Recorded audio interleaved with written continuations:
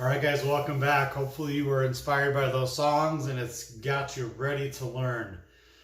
Like I said, today we're talking about how you were formed, how you were created and shaped to serve God.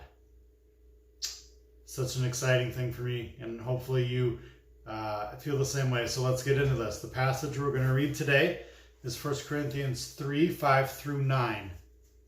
I keep looking at Batman like he's going to do something to me, so I'm sorry. I'll look at the camera instead of looking at Batman. Here we go. 1 Corinthians 3, 5 through 9. And it says this: After all, who is Apollos? Who is Paul?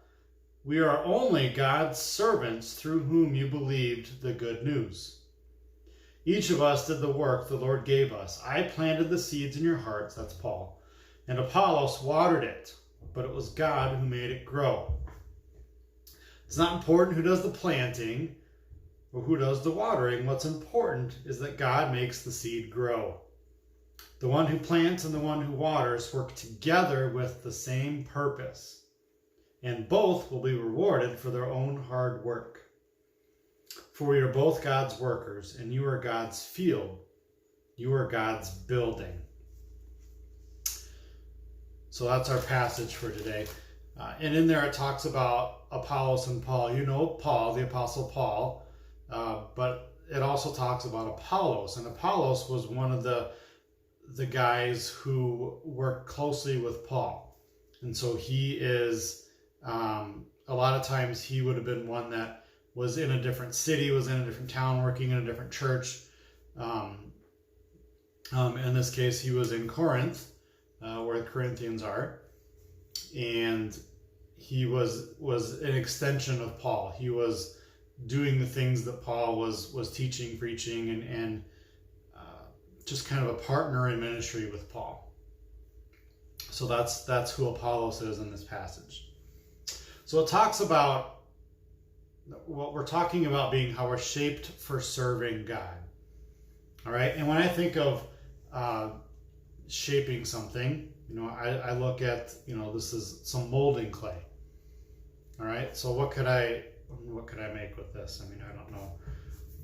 I take something, right, that looks, just ordinary, and if I make something really quick, just gonna try and make it real quick here. It's not gonna be the greatest. I'm not the artist at all, so maybe I should enlist the help of Patrick if I want to do this next time, but here we go. I'm almost there. This is going to look really bad. I'm sorry, but here we go. There. What does that look like? Hopefully, I don't know. Hopefully it looks like a person, right? I got some, whatever. Hopefully you get my point, though, is that you can take something to shape something. To shape something is to take something that is in one form and to turn it into another form. Just much like I did with this ball of modeling clay, and I turned it into a person, or I don't know, a frog, whatever it looked like to you. I turned it into something else, right? So that's, in the same way, that's how God shapes us to serve Him. And I heard a podcast this week from a church out in Florida. They were talking about how God has created us. God has created us to serve Him, and He has created us for a purpose to serve Him. And it was interesting, just the language that they used in talking about how God created us to be an idol of God. Right now, I know when you hear that word idol that you think that's a bad thing. Because when we think of idols, we think of false idols, right? We think of, the golden calf, or just a pillar that has different animals on it. Those are false idols, right? Those are idols that are representing false gods. But if you break down what an idol is simply a representation of God, of something.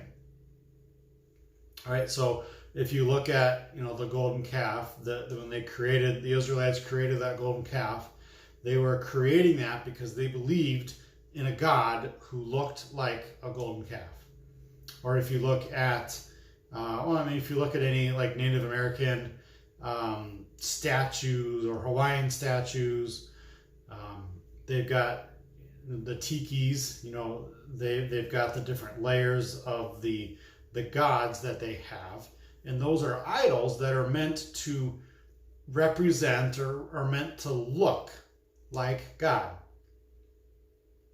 So then take that and apply it to us as humans, right? When we look at God and creating us, he created us to be like him, right? He created us with the purpose to be like him and to serve him and to grow closer to him.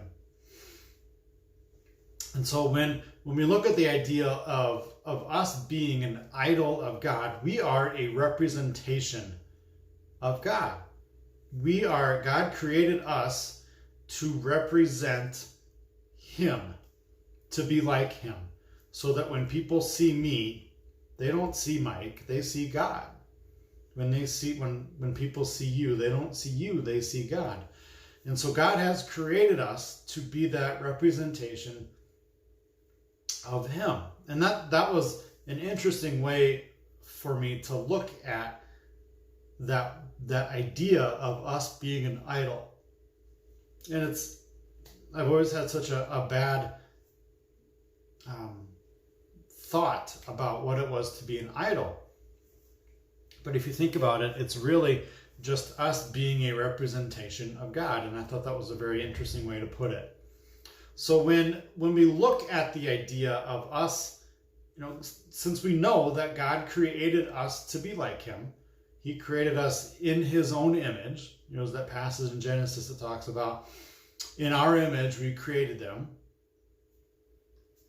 We were created in God's image, but also we were created and were shaped to serve God. Right, where God takes us at the beginning, and he sees this collection of cells, this collection of stuff, and he says, "Hey, I'm going to make Mike." So I, put it all together and make it into this nice little human little baby. And then I grow up, and here I am today. He did the same thing with you. He took a bunch of cells, he took different things, put it all together, created you. Isn't that an amazing thing? That with his own hands, God formed you. He created you. He gave you exactly what you need. There's times that I wish that I had, I had bigger muscles, right? I don't have very strong, big arms, but there's times I wish that maybe I had, bigger muscles, and that would I could be stronger and carry things. Well, that's not how God created me. So when he formed me, he didn't form me and give me those kind of arms. He gave me what I have. And that's an incredible way to look at it, because each of us has different things that God has given to us and different things that we're shaped to do. But most importantly, we're shaped to serve God. And that's what this passage gets at today. So I'll read it and then we'll talk about it. Verse 5, after all, who was Apollos, who was Paul? We are only God's servants through whom you believe the good news. So Paul right there is saying, because this is the Apostle Paul writing it, he's saying we're only servants. Like the things that we do, to some people may look like they're big deal, like they're a big deal. Like it could have been very easy for Paul and Apollos to get a big head, because they were the ones that were going around to these different towns. They were teaching. They were training people to what it was like to be a Christian, what it was like to follow Jesus. So, and I'm sure that people were very, very thankful, were very appreciative of the work they were doing. And they could have showered them with gifts, could have showered them with a bunch of love. And it could have been very easy for them to get in their heads, oh, I'm special, I'm significant, I'm really important. But Paul here is saying, I'm only a servant. I am only doing the stuff that God has asked me to do, that God has shaped me to do. And I think that's a very, insightful glance and an insightful look into the life of Paul. He thought of himself as not better than anybody else, as just another servant of Christ. Goes on to say, each of us did the work the Lord gave us. Each of us did the work the Lord gave us. God's given you work. He's given you something to do. Only you and God can figure that out. But God has given you work to do. He's placed you in the house that you live for a reason. He's placed you in the town that you live in for a reason, in the family that you're in for a reason. He's given you the friends that you have for a reason. He's given you all of the things that you have for a purpose, for a reason. And it's your job, it's your responsibility to use those things for God's glory, to serve God, to find ways at home, to find ways at your family, with your friends, to serve God, to be an example of God to those around you. Goes on to say, planted the seed in your hearts and Apollos watered it. So Paul was the one who's doing the teaching. He was the one up front. He was sharing the information. And then Paul, when Paul left, Apollos was there to continue to water the seed, if you will, to continue to teach them, to continue to train them, to continue to show them what it was to grow in their relationship with Christ. It goes on to say then, it's not important who does the planting or who does the watering. What's important is that God makes the seed grow.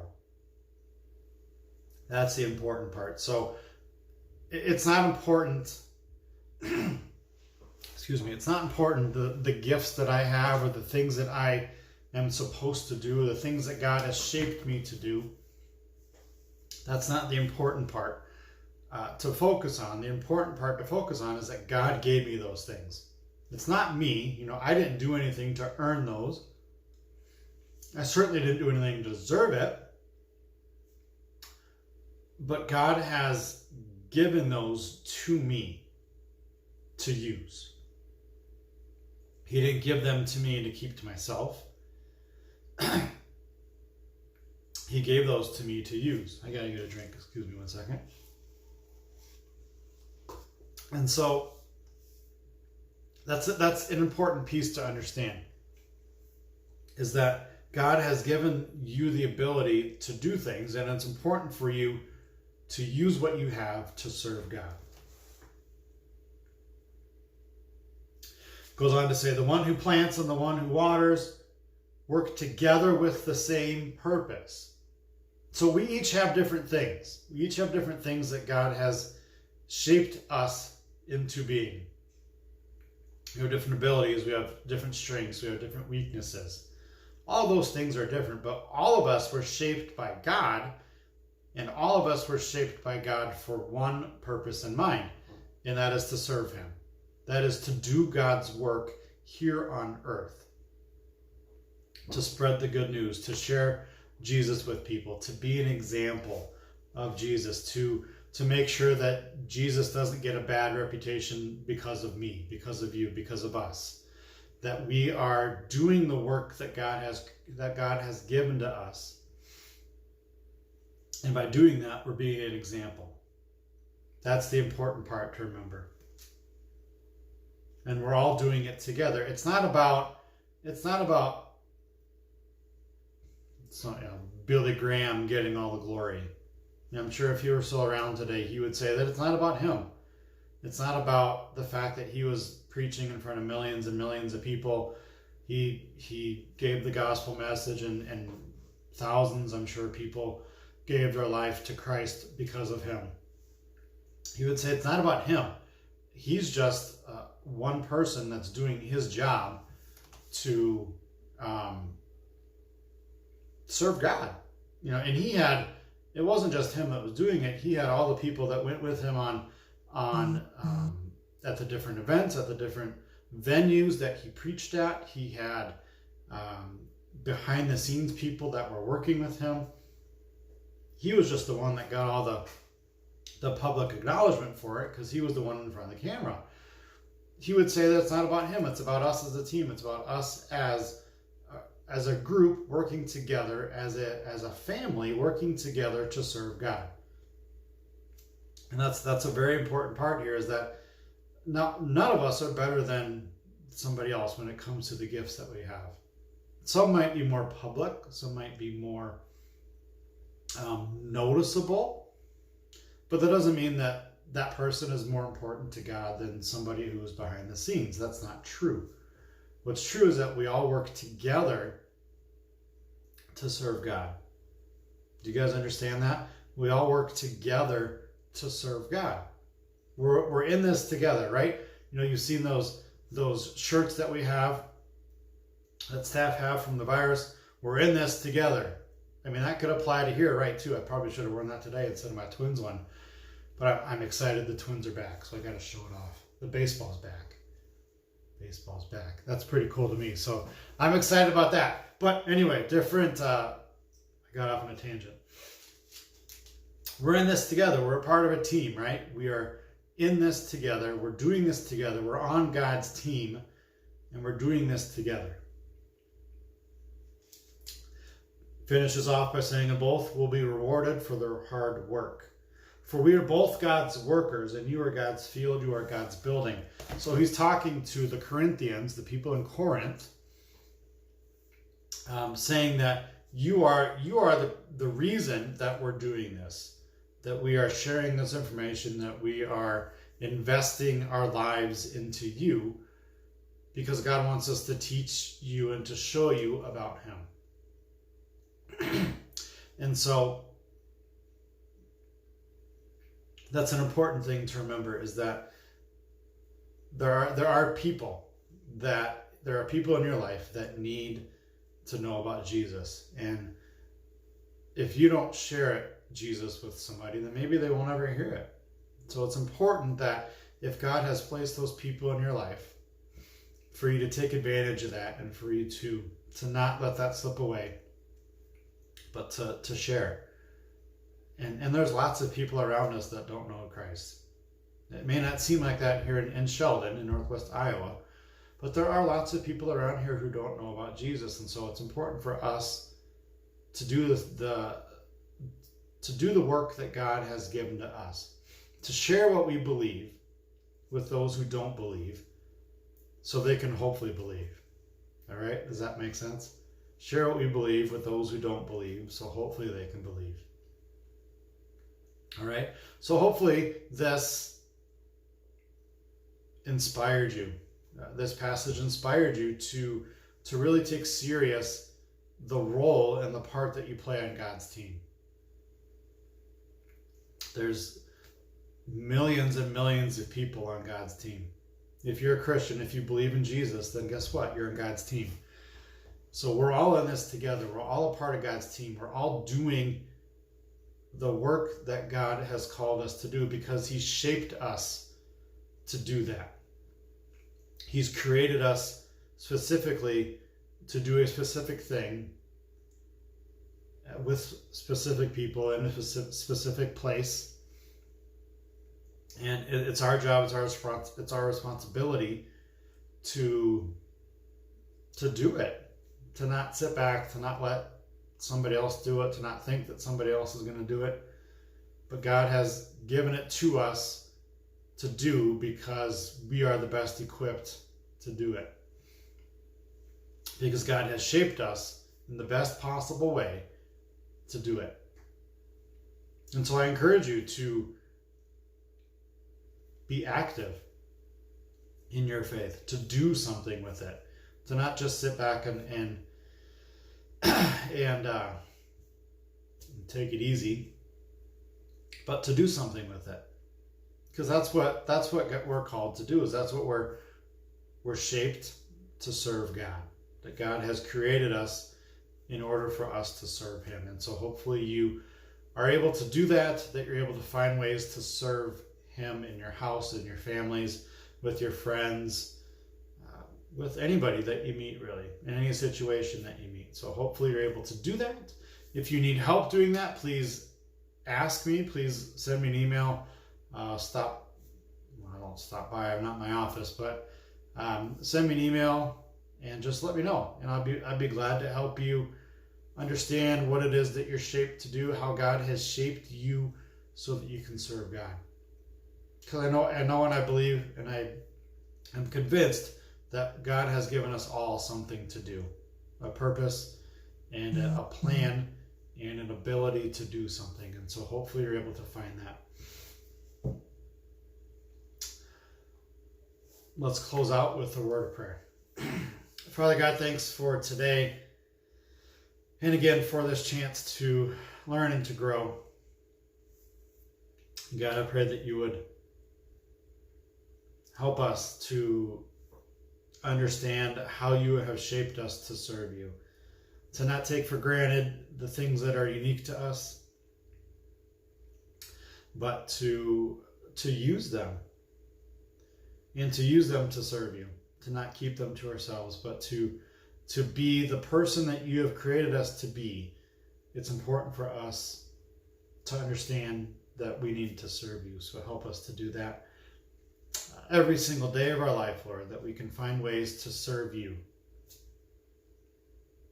Thank you, Jesus, for all that you do for us, for your constant love, for your constant support, your constant encouragement.